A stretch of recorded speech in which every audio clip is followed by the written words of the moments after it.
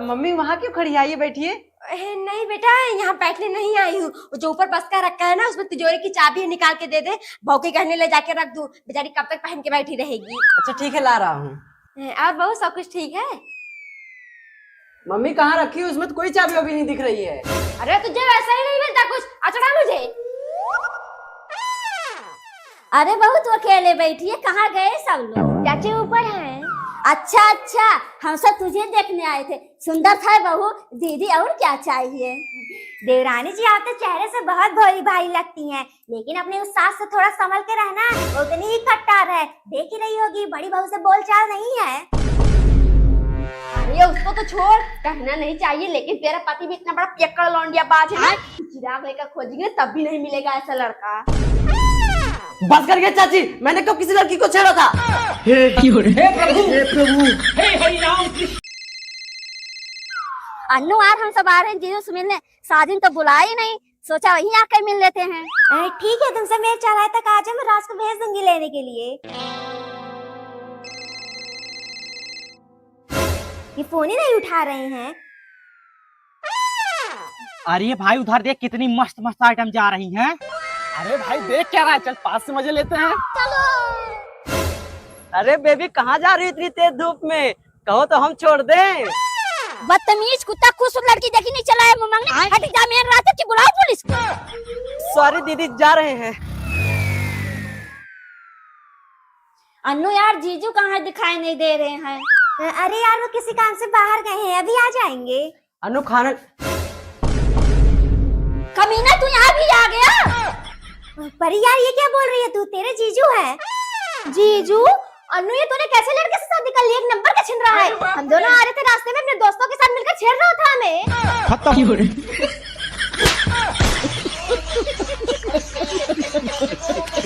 नैना, नैना। क्या है, गला क्यों फाड़ रहा है? गया राशन लाने? अरे मम्मी राशन लाने नहीं गई है, शॉपिंग कर रही है। 55,000 रुपए उड़ा दिए मेरे। 55,000? अरे तो गोरिल्ला अपना काट क्यों दिया उसे? अब चाप दी तो मजा आया।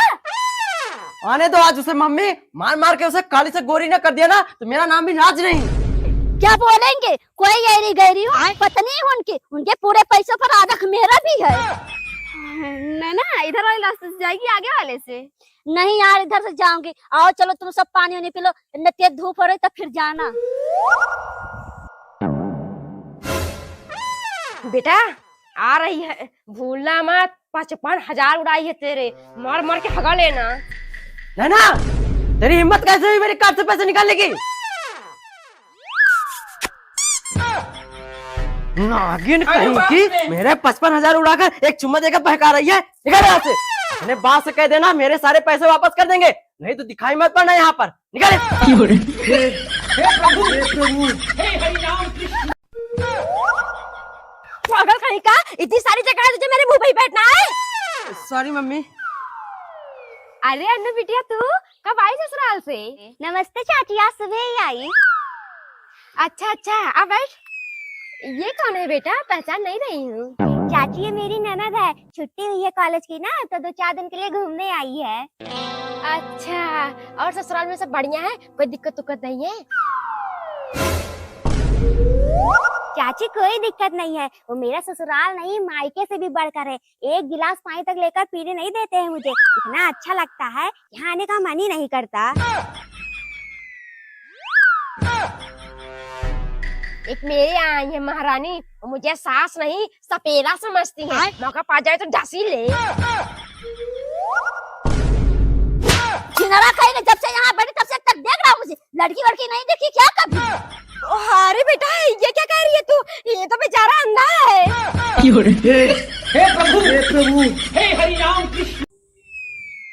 चाची आपने तो बहुत सामान खरीदा है, इतना सामान तो हम साल भर में भी नहीं खरीदते। हाँ तो जब मेरे बेटे ने सब कुछ हजा हज किया है तो क्यों ना खरीदूं? वो पुत्र नहीं सपुत्र है, सबकी तरह नहीं दिन भर इधर उधर घूम रहा है, कमाता है। सही कह रही है, अभी तो हमारे बच्चे पढ़ लिख रहे हैं सरकारी नौकरी के चक्कर में। अरे पढ़ाई न लिखाई, जब तक तुम्हारा बेटा नौकरी पाके 20-25 साल में कमाएगा जितना ना, उतना तो मेरा बेटा तुम्हारे बेटे के नौकरी पाने तक कमा के रख देगा। अब पढ़ने लिखने वाले लड़कों पर तो मुझे विश्वास ही नहीं रहा। वो पढ़ते हैं कि दिनों रात इसके चक्कर में पड़े रहते हैं। ओ माया, वो देख तेरा बेटा किसी लड़की के साथ जा रहा है। ऑटो वाले गाड़ी रोकिए।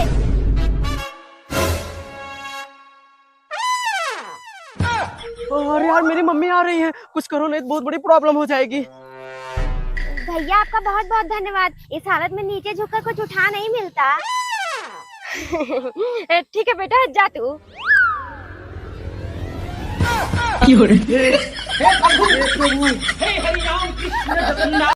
मम्मी जी इतना दूर कैसे है हम लोगों का खेत? आते आते ही घास फट जाती है, काम क्या करे?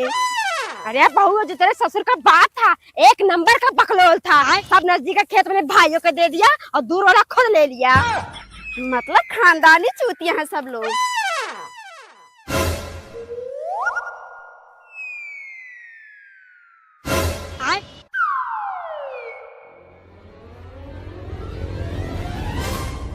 काजल, काजल, बहुत जल्दी जल्दी काट, आज खत्म कर देते हैं। रोज रोज कौन आएगा इतनी दूर? क्या हुआ बेटा? मम्मी काजल सोते सोते भगवान के पास चली गई।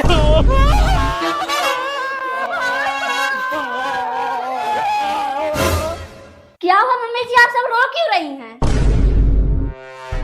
काजल तुम तो मर गई थी ना। राज तुम्हारा इतना मन भर गया मुझे, सो जाओ लेकिन दफना दोगे मुझे? हे प्रभु, हे प्रभु, हे हरि राम कृष्ण। अरे यार, कहाँ रह गई? तुझे लगा दी आने में, हमें तो लगा आएगी नहीं। क्या करूं यार, तुम सबकी तरह मेरी सास नहीं है। नागिन है नागिन, बैठी रहती है हमेशा फन फुलाए। बिना बताए कहीं निकल जाओ ना तो डसी ले।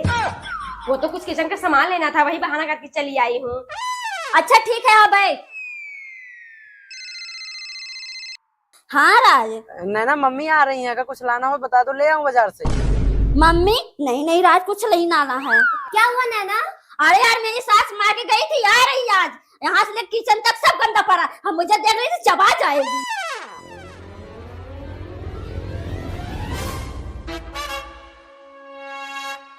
नैना। मम्मी आप? हाँ नैना, बताया तो था मम्मी जी आ रही हैं। धत तेरे, मुझे लगा मेरी नागिन सास आ रही है।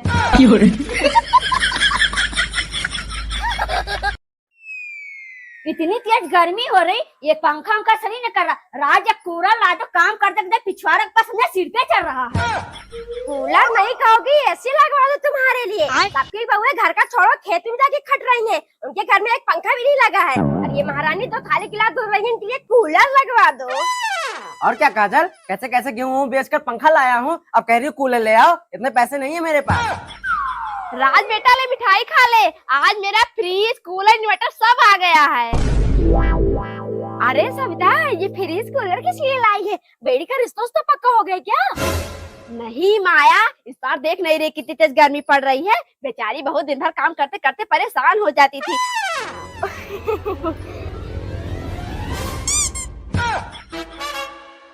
काजल ये क्या कर रही हो? दरवाजा खोलो।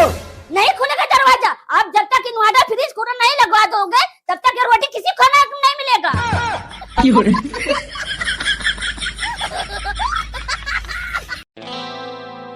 अरे माया, ज्यादा कूलर की ठंडी ठंडी हवा मत खा, नहीं तो बाहर निकलेगी तो बीमार हो जाएगी। नहीं नहीं सविता, ऐसी बात नहीं है। जब घर में सब कुछ है तो यूज तो करना ही पड़ेगा। आपका दिमाग को खराब हो गया ना सासू माँ? महीने 2-2 हजार का बिजली का बिल आ रहा है, कूलर चला के बैठी हो। माया, तेरी बहू इतना अत्याचार कर रही है तो बताती क्यों नहीं अपने बेटे से? अरे उससे क्या बताऊंगी सविता, वो तो एक नंबर का गलफट है, दिन भर उसी की हिसाब पे घूमता रहता है। माया तू एक काम कर, एक दिन अपने बेटे को टल्ली कर दे, उसके बाद थोड़ा रो देना, फिर देखना कैसे उसकी नानी याद दिलाएगा। मड़ी एक गिलास पानी ले आओ। ले बेटा। क्या हुआ मम्मी, रो क्यों रही हो? क्या बताऊं बेटा, अब तक तो बहू से डांटते थे, अब तो मारने भी लगी है।